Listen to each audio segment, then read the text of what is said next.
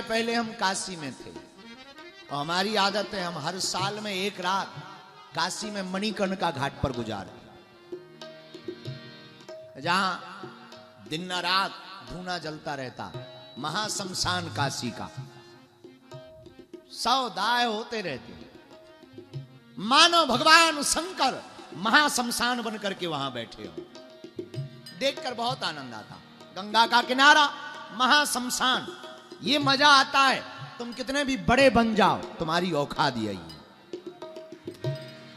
असली मंजिल। लोग हमसे पूछ रहे थे, इस बार हम गए, वहां के एडिशनल कमिश्नर बहुत सरल आदमी हमको मिलने आए। उनका मन हुआ, बोले गुरुजी क्षमा करो, जब तक आप जाएंगे नहीं हम आपके साथ रहेंगे। हम कर रहे लोग, लेकिन हमने कहा हम आगल पागल आदमी, हमारा कोई ठिकाना नहीं। बोले उससे कोई दिक्कत नहीं, पर बहुत सरल आदमी। लगभग 11 बजे रात को हमने कहा कि चलते हैं। कहां? काशी घूमने। पहली जगह जहां हम गए, महाशमशान मणिकर्णिका घाट।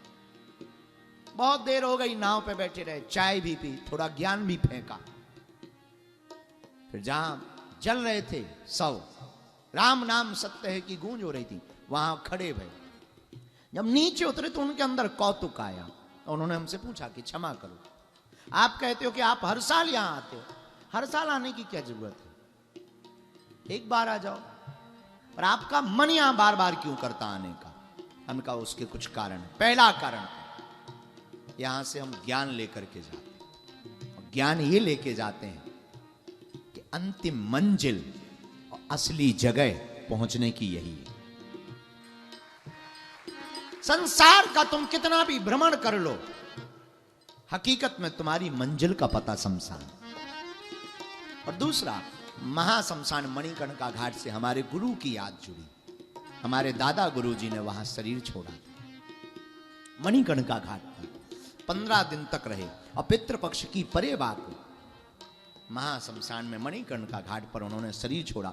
तब से आज तक भगवान की कृपा है। अब आगे का पता नहीं, पर अब तक तो निभाया कि जब भी हमें समय मिलता है एक रात मणिकर्णिका घाट पर गुजार।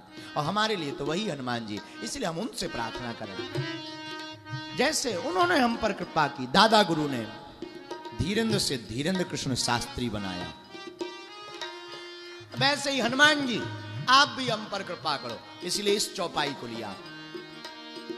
जय जय जय हनुमान गोसाई, जय जय जय हनुमान गोसाई। जैसे हमारे गुरु ने हम पर कृपा की, हमारी औकात हमें पता है। मुझे कौन पूछता था तेरी बंदगी से पहले, मैं खुद को ढूंढता था इस जिंदगी से पहले। हमारी यही औकात थी, लेकिन कृपा तुमने की।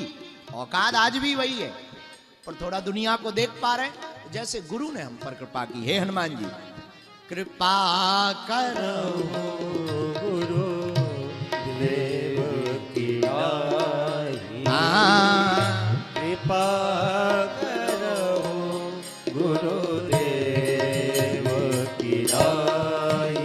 बहुत से लोग इस चौपाई को लेकर के सोचते होंगे कि इस चौपाई में गुरु की कृपा की तरह हनुमान जी की कृपा साधक क्यों पाना चाहता। शायद तुलसीदास जी ऐसा समझ रहे होंगे।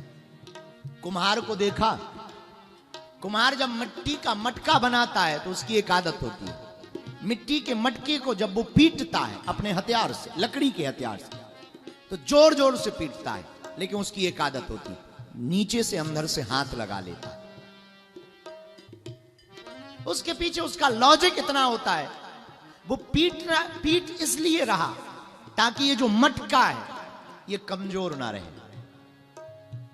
रिसाव ना हो, इसकी जितनी भी गांठें हैं वो फूट जाएं। गांठों को फोड़ने के लिए वो पीटता है, लेकिन हाथ इसलिए लगाता है कि कहीं टूट ना जाए। सदगुरु भी ऐसा ही होता है, गुरु भी ऐसा होता है। थोड़ा तेज लगेगा गुरु, क्रोधी लगेंगे, थोड़ा अलग लगेंगे। अच्छा, कुछ लोग बड़े विचित्र होते हैं, हमारे चेले तो हैं, हमारे चेले हमसे ही कहने लगे गुरु जी समझते नहीं है।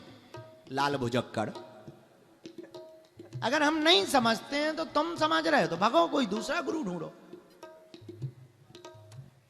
और गजब हो गई, हमारे चेले हमको ही कहते हैं, हमारे गुरुजी समझते ही नहीं है। वाह, अब तुम हमें समझाओ। कई बेटे पिता को कहते हैं, पिताजी तुम समझते नहीं हैं। ये बता भैया, तू बाप है कि वो बाप? लाल भुजक्कड़ बाबू, बाप कौन है? तू बाप है या वो बाप? और कुछ लोग ऐसे गुरुजी के लिए, गुरुजी समझते ही नहीं है। भैया तुम गुरुजी हो कि ये? हद हो गई। पर ठीक है, लेकिन साधु, ये तो विनोद की बात। हनुमान जी से, हम सब साधक हैं, हनुमान जी से प्रार्थना कर रहे हैं। जैसे कुम्हार मटके को अंदर से सहारा देता है, बाहर से पीटता है, वैसे ही गुरु होता है।